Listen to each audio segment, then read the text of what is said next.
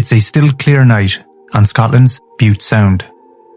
3 trawlers can be seen fishing the bay. They occasionally pass each other as they drag their nets along the deep trench below. The captains keep a close watch on the waters ahead, while the deckhands work hard manning the gear. Unbeknownst to the crews on the surface, a series of events have begun to unfold beneath them, and for one of these boats, a simple turn of the wheel could spell disaster. This is the story of the Antares. Loch Ewe, Scotland. The HMS Trenchant is a nuclear-powered Trafalgar-class submarine, measuring 82 metres in length and crewed by 120 personnel. It's a grey, overcast day as 6 trainees and their commanding officer prepare to board. These men are candidates of the Royal Navy's infamous Perisher course, a 24-week programme designed to assess their ability to command a submarine. Known for its grueling demands, it's considered one of the toughest command courses in the world. The commanding officer of the course has over 18 years of experience on such vessels. At 41 years old, it marks 10 years since he completed his own Perisher course in 1980. Once aboard, the Trenchant proceeds to a designated exercise zone between Scotland and the Faroe Islands. Here she spends the next 4 days running a myriad of simulations and navigation drills, testing the trainees to their maximum. It's 11 p.m. In the small fishing village of Carradale, the crew of the trawler Antares are preparing for a 5-day trip. They pack the vessel with supplies before casting off into the night. Their destination lies northeast of the island of Arran, to the deep trench of the Bute Sound, a well-known fishing ground and one they have visited many times before. The Antares is a wooden trawler built in 1965. She's 57 feet long, with a crew of 4 on board. The skipper is 36 years old, with years of fishing under his belt. He purchased the Antares 3 years prior and fished continuously during this time. Tonight was just another routine trip for him and his 3 crew. 2 other trawlers, the Heroine from Troon and Hercules from Ayr, are also fishing in the area. Over the following days, the vessels come in and out of visual and radio contact as they pass in close proximity. The Antares moves to other grounds on occasion, but returns to do most of her fishing in the trench. On the evening of November 21st, conditions were excellent. Light winds, 8-mile visibility, and an air temperature of 11 degrees Celsius. The Antares briefly calls to the port of Largs to offload her catch, before swiftly departing once again. At 5:30 p.m. that evening, she arrives back in the southern end of the Bute Sound, where the crew shoot their fishing lines and begin towing in a northwesterly direction. Ahead of them in the dark, the crew see the Heroine also travelling to the northwest. The captain of the Antares picks up the VHF radio.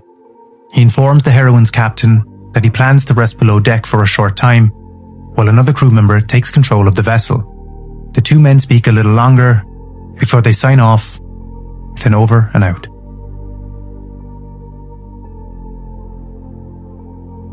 By this time, the Trenchant had completed the first phase of her exercise in the North Sea and had headed back towards the south. The course had begun to take its toll and the 6-man team was now reduced to 4. The vessel made her way to the Clyde training area, now accompanied by the surface ship Charybdis. From here, her movements are recorded in detail within the ship's log. At 11:30 p.m, the Trenchant's crew was tasked with a dummy mine-laying exercise in the nearby Hunterson Channel. The Charybdis was to act as an opposing force, while the Trenchant made a series of evasive manoeuvres to avoid detection. A technically demanding exercise in a narrow body of water. Upon completion, both vessels exit the channel to practice dummy attack scenarios in open water. At 1:31 a.m, the Trenchant moves to periscope depth in order to spot the Charybdis while on a mock torpedo run. The duty captain carefully scans the entire area and reports only seeing the naval vessel and no other ships. The exercise continues for a further 30 minutes until at 2 a.m. it is deemed complete. The Trenchant resubmerges to 60 metres and sets a northwesterly course towards the end of Arran at a steady speed of 6 knots. At At this point, the course leader and ship's captain retired to the wardroom to discuss the candidate's performance, while the duty captain hands over command to a trainee. The heroine, now towing northwest, passes the Antares, which is headed in a southeasterly direction. Approximately 10 minutes later, the heroine's watchkeeper glances back. He notices the Antares turning to starboard, coming back to a northwesterly tow. All looks to be normal as he holds his gaze for a short while, unaware of what's to come. At 2 a.m, the crews of the Heroine and Hercules communicate via VHF. They note that the Antares is no longer visible by eye or on radar, but they assume she's moved to another area, so no alarm is raised, and both vessels continue fishing. Below the surface, the Trenchant's duty captain makes a course alteration to 315 degrees true north. Instantly, war contacts appear on the sonar. These are designated as M1, 3, 5, and 45. M1 was identified as the Charybdis, now departing the area. Contact 5 is classified as a fishing vessel. Its signal was growing louder, and her course was shifting rapidly. The passive sonar didn't provide an exact range, but at 35 decibels, it was all of a sudden alarmingly close. The trainee captain ordered a sharp turn to port. As the submarine's bow swung through the water, the sonar operator reported Contact 5 was now closing distance rapidly and was well within the required 2,000-yard exclusion zone. The duty captain eases the rudder, hoping to reduce the rate of approach, but it was too late. At 2:19 a.m, the submarine shudders as a series of loud bangs echo through the control room. The sonar controller immediately reports a trawl snag. The submarine's engines are stopped as trawl wires scrape along the metal hull of the Trenchant. The sonar operators could hear strange disturbances through their headsets. Among them, the sound of a propeller spinning up. The course leader rushes back to the control room and among the chaos, retakes command of the Trenchant. For the 4 men aboard the Antares, the moments that follow were filled with terror and confusion. All is normal until, without warning, their trawl wires are suddenly wrenched taut. The vessel lists sharply, throwing the crew off balance as the trawler was pulled backwards through the water. The violent force of the submarine dragging the gear caused the Antares to roll onto its starboard side. Within seconds, water floods into the open wheelhouse as the vessel begins to submerge into the cold, dark sea. The skipper and a crew member fight to escape. With no time to send out a mayday, the last-ditch effort is made to power up the engines and break free of the snag. They then try to pry open the windows of the wheelhouse as the chaos of rushing water consumes the boat. But unfortunately, it's too late. The Antares disappears below the surface, with all 4 crew still on board. A short while later, the Trenchant raises the periscope depth. The captain carefully scans the waters and sees 2 trawlers fishing as normal.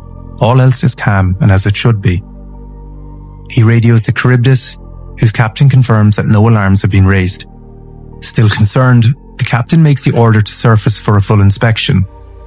The crew quickly finds lengths of steel wire and chain tangled around the submarine's tower.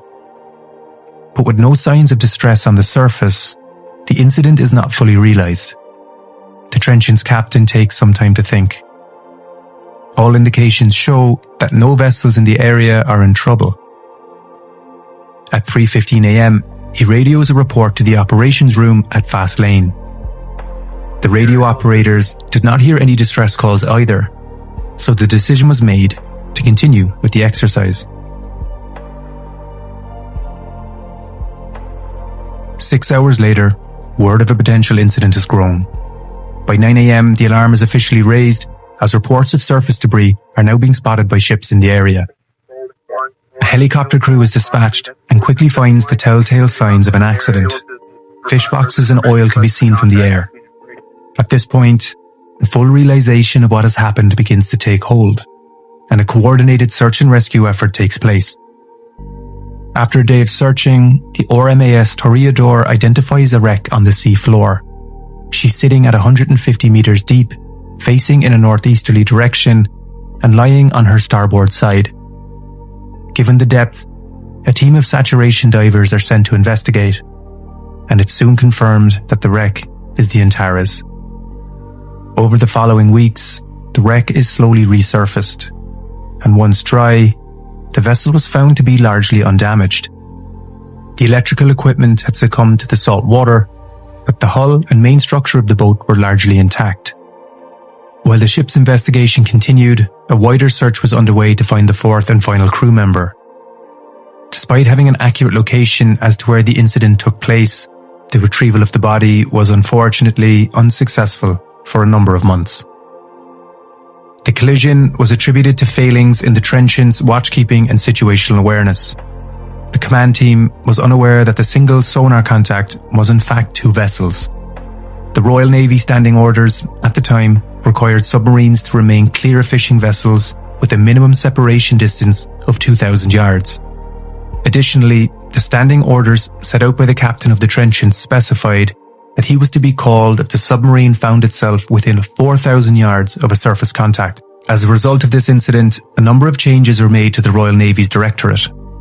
These include a mandatory 3,000-yard separation distance between submarines and fishing vessels, as well as a requirement for submarines to surface when not on duty, and for the surface vessels to be present during training exercises. For the crew and family of the Antares, this was unfortunately all too late. Her wreck would spend the next 18 years on display in the Scottish Maritime Museum in Irvine, until finally being dismantled in 2008. Today, the pier at Carradale is still busy with boats. Crews prepare their nets and trawlers hang from their ropes. But as you look east towards the island of Arran, a plaque clings to the seawall, a final tribute to the Antares and her 4 crew.